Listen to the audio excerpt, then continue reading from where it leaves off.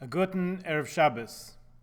Responsibilities come before anything else in Jewish life, even before rights.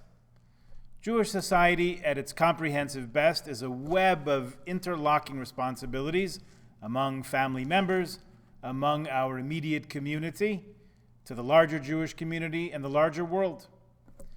There are concentric circles. First, we have to take care of those closest to us, and then responsibility radiates outward from there. I came across a book once called Civil Rights in Judaism. It was a pretty thin book, not quite as thin as Jewish sports heroes, but thin.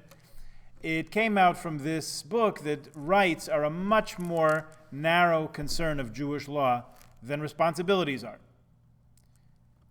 Everyone has to keep busy doing what they have to do for themselves, for their families, for the community, for God.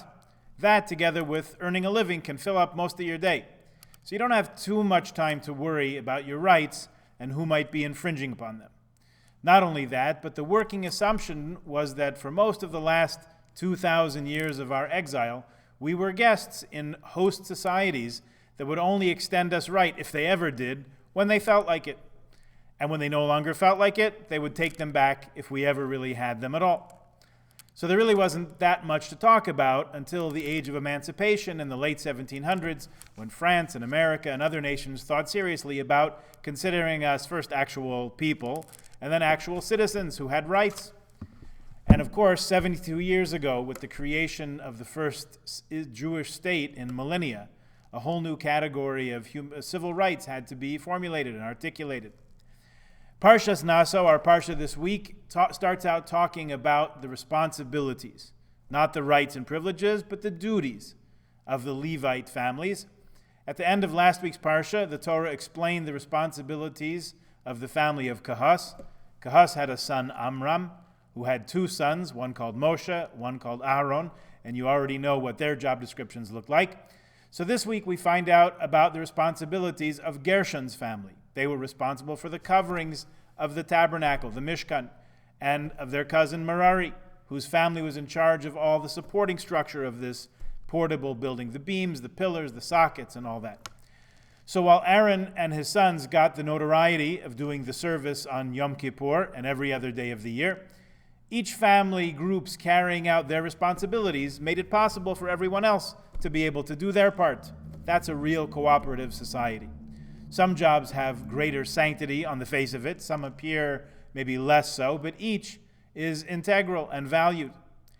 Now I confess, I never paid much attention to this in years past, maybe I didn't even notice it so much, but right after that Levite census is finished, there's a whole section in Parshas Naso about quarantine and isolation and distancing. I wasn't thinking about it too much last year, but I sure am this year. I opened up the Chumash and said to myself, let's see if anything this week is directly relevant to what's going on in the world around us.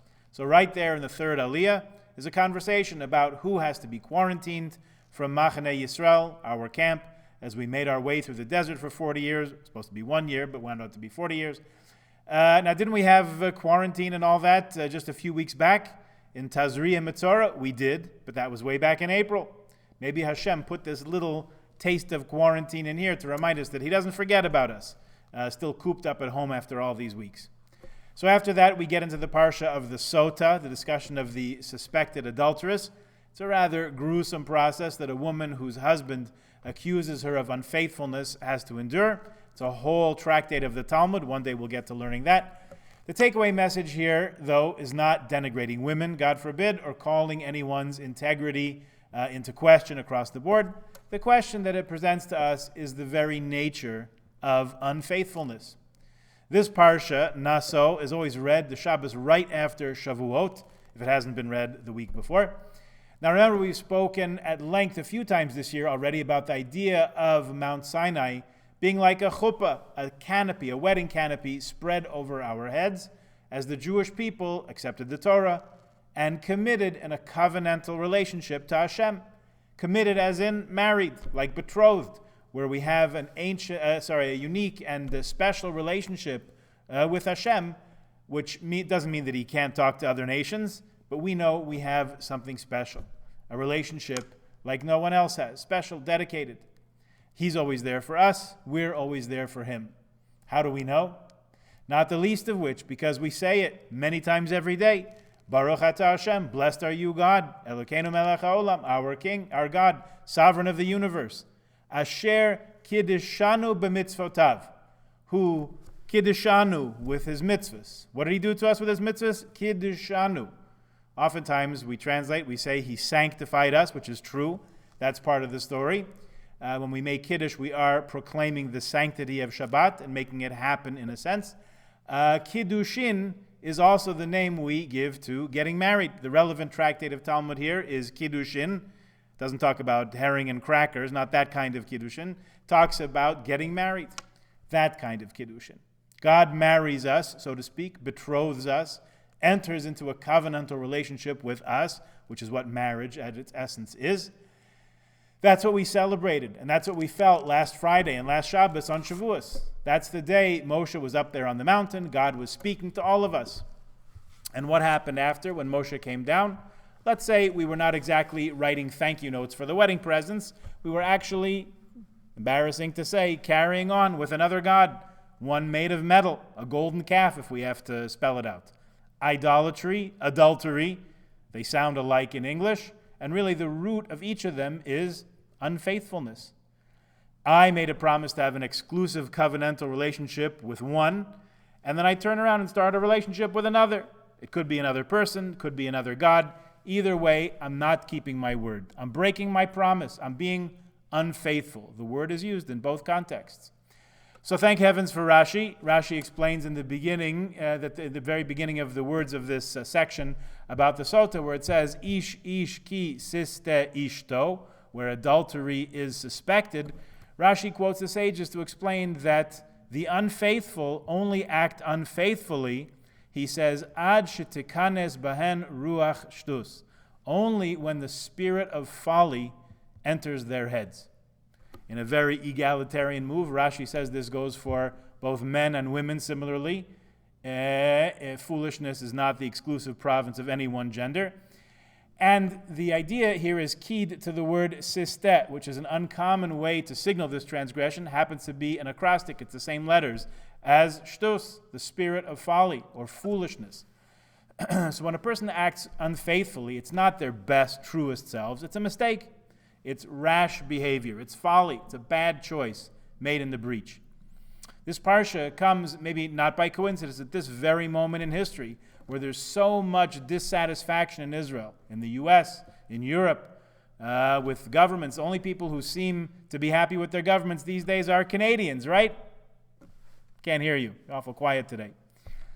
Anyway, it's always good to remind ourselves, and even more fun to remind others, don't do foolish things. Don't do foolish things, especially where there's a lot of uncertainty, anxiety, lack of clarity. Even when you think you know what's going on, ask yourself, is it logic and calm that are doing the thinking for me, or is it the ruach shtus? Is it the spirit of folly, frivolity? It's an important question to ask, and it's a useful lens to look at the news of the day. Are people, leaders, everyday citizens, are they making the best decisions they possibly can, or are they allowing the ruach shtus, the spirit of folly and foolishness, to guide them? So that section is followed by the parsha of the Nazir, the section of the Torah that discusses the Nazirite, the person for whom Orthodox Judaism is good, but not quite enough. He wants to do something more, something extra. Somehow those 365 prohibitions in the Torah don't quite make him feel holy enough. So he takes on 3 more. He takes on an oath. He's going to refrain from cutting his hair for a month, which from our perspective these days doesn't seem so monumental a feat. He swears off drinking wine or grape juice for a month. Okay, he'll make Kiddush on something else. And he forswears contact with the dead, so he can't be a pallbearer for that month. Why all this? What's going on? Some speculate that after he's heard about the Sota, the previous few verses in the Torah, it's actually the same aliyah, the suspected adulteress, he wants to take extra precautions on himself. No intoxicating wine, no loss of self-control. I guess that makes sense to a certain degree.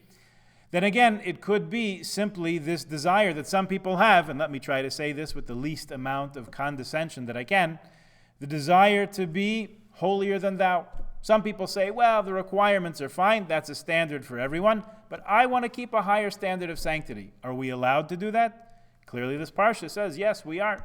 Is it a good thing? Depends on how you look at it. I'm grateful to a friend in Chavrusa this week who brought Lord Sax's essay on this topic to my attention in explaining the fact that the Nazirite has to bring a sin offering after he completes his month of stringency. There are two views. Why exactly does he have to bring a sin offering? It's interesting. What sin did this guy commit? He was doing more than is required. Why is that a sin? So one view says that that's it. He went further than you're supposed to go, and he added permitted things to his own personal prohibited list. Just like you can't permit yourself that which is prohibited, you should not prohibit yourself things that are permitted. The Torah knows that some people are going to want to, and it provides a procedure for that, but it's still sinful, according to Rabbi Eliezer HaKapar and Shmuel in Tractate Nadarim. What the Torah prohibits is enough. Don't go try to adding more prohibitions for yourself than that. I always thought that was the reason. But it's a machlaik, is actually another opinion. Rabbi Elazar says, what's his sin? Going back down to his previous level. That's a problem. You wanted to lift yourself up to a higher level? Good. By the way, remember Naso, the meaning of the name of the parsha, means by its very definition to raise ourselves up, to elevate ourselves. So you want to elevate yourself, lift yourself up beyond and above the Torah's expectations? Fine. But now you're going to descend back to your old level? That's the sin. Once you take yourself to a higher level, that should be your new normal. Stay with that. Build on that. Don't regress. Anyway, it's clear that the Torah recognizes this drive, this desire in some people, and makes a place for it, whichever way we decide. Now, in the email this week, we mentioned Birkas Kohanim, Yivarecha Hashem v'yishmerecha, the priestly blessing. I wanted to mention a vort of Rabbi Dr. Norman Lamb, who passed away this week. He was the president of Yeshiva University for over 30 years and is considered to be a major architect of modern Orthodoxy. If anyone knew Rabbi Dratch when he was at Shari Shamayim in the 90s, Rabbi Lamb was his father-in-law. Rabbi Lamb was also the Rav of the Jewish Center in Manhattan for many years, and his sermon texts are online and a widely used resource. So many years ago, Rabbi Lamb spoke about on Parshas Naso, about Birchas Kohanim, about the priestly blessing. And on the last word, the last verse, Yisa Hashem panav elecha, may God lift his face up to you, v'yasem lecha shalom, may he give you peace. Rabbi Lamb quoted a beautiful Sfas Emes, which says that the word for face, panim, and the word for inwardness, inner value, pnim, is the same. So the verse is saying that the baracha that is for Hashem to give us panim, inner value, self-confidence, self-worth, assuredness. That makes us much better equipped to make shalom, with peace with others. You can't make peace with others if you're not at peace with yourself, in short. That's a golden insight into these times when peace seems very hard to find, very elusive in many quarters. The last 89 verses of the Parsha, more than half of this very long Parsha, are the offerings brought by each of the heads of the tribes when the Mishkan was dedicated. On the first day, it was Nachshon ben Aminadav from the tribe of Yehuda. It explains that he brought the following offerings. I'm in the Chumash on page 767. If you have it, you want to follow along. It says, the one who brought his offering on the first day was Nachshon, son of Aminadav, of the tribe of Yehuda. His offering was 1 silver bowl, its weight 130 shekels, and 1 silver basin of 70 shekels in the sacred shekel measure, both of them filled with fine flour mixed with oil for a meal offering, 1 golden ladle of 10 shekels weight filled with incense, 1 young bull, 1 ram, 1 sheep in its first year for an elevation offering, 1 he-goat for a sin offering, and for a feast peace offering, 2 cattle, 5 rams, 5 he-goats, 5 sheep in their first year. This is the offering of Nachshon ben Aminadav. On the second day, the tribal head who brought his tribe's contribution was Nesanel ben Suar from Yisachar. What did he bring? I can read it for you, but you could also read it for yourself. Spoiler alert, it's exactly the same items and the same amount and same weight that Nachshon brought the day before for Yehuda's tribe. Now, given that, guess what happened on day 3, based on what you know. On day 3, Eliav ben Chelon brought offerings from Zvulun, dedication offerings from the tribe of Zvulun. What do you think? You guessed it. Exactly the same items in exactly the same amounts. I'm struck each year how the Torah spends 89 verses, longer than some weekly portions, to recount the contributions of each tribe, even though, as it turned out, all 12 were identical. What do we glean from this? That not one of us is superfluous or unworthy of mention, even though sometimes we're all doing or contributing or davening or praising with the same words, the same expression, the exact same amount. Whatever it is, each of us is worthy of specific mention. Each of us has a part in building a place for God to dwell in this world, and every contribution is precious and dear and valued by HaKadosh Baruch Hu. So here we are, now going into week 12, or whatever this is, of being apart from one another, not davening together, saying Yizkar at home, no Kiddush, no Hallel together, none of that. You may have heard that some people in the GTA Jewish community are champing at the bit to get back to shul. You have to admire their enthusiasm. And people are holding backyard minyanim, porch minyanim in different parts of town and trying different clever solutions. We will do that at KST when it is safe.